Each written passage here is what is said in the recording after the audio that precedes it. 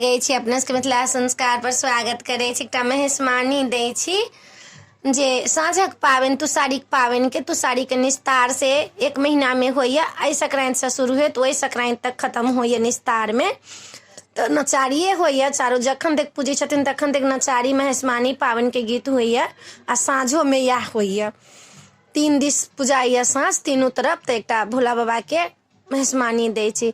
शिव को नाड़ू से लागे माई, आज गौरी साँझ व्रत करती, आज गौरी साँझ व्रत करती, शिव रूसी चली जाई, शिव को नाड़ू से लागे माई, शिव को नाड़ू से लागे माई, साल स्वेटर कोटा नहीं लेलन, मृग छाल देलन लाई, साल स्वेटर कोटा नहीं लेलन, मृग छाल देलन लाई, ताए लाए गौरी कठिन व्रत केलन, ताई लाए गौरी कठिन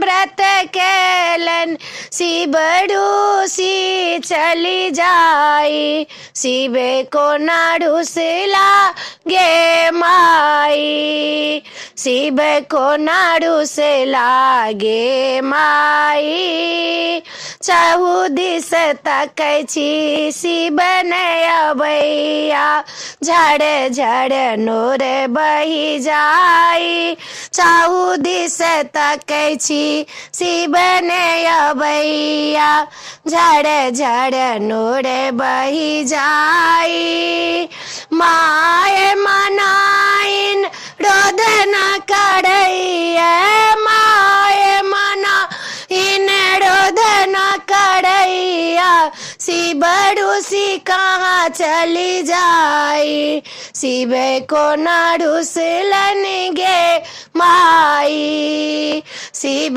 को नाड़ू से लनगे माई, आही शिव लाए हम माघन हेलो, पूजलो हम तुषारी, आही शिव लाए हम माघन हेलो, पूजलो हम तुषारी, से हो शिव आई मोर छोड़ी गेला, से हो शिव आई मोर छोड़ी गेला, मर बजहर बिख खाई, शिव को नाड़ू से लागे माई, शिव को नाड़ू से लागे माई। वीडियो में आ चला अपने सबके नीक लागत मेहसमानी तो चैनल के सब्सक्राइब करो नहीं बिसरबे, जरूर सब्सक्राइब करबे, लाइक करबे, कहबे जरूर। जय मिथिला, जय माता।